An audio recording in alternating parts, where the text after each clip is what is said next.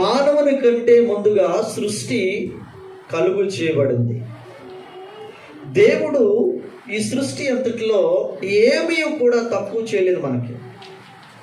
అన్నీ మనకిచ్చాడు. గాలి, నీరు, ఆహారము, ఐశ్వర్యము, సూర్యుడు, చంద్రుడు, ఆకాశము, నక్షత్రములు, ఈ భూమి మీద ఉన్నటువంటి సకల విధములైనటువంటి సమస్తమును దేవుడు ఎవరికి ఇచ్చాడు? చెప్పండి, ఎవరికి ఇచ్చాడండి? దేవుడు మనకిచ్చాడు. దేవునికి స్తోత్రం. దేవుడు ఏమన్నాడు?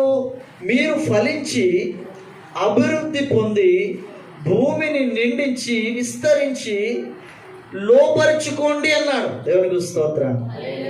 దేవుడు మానవునికి ఏమిచ్చాడు? సమస్త సృష్టినిచ్చాడు. దేవునికి స్తోత్రం.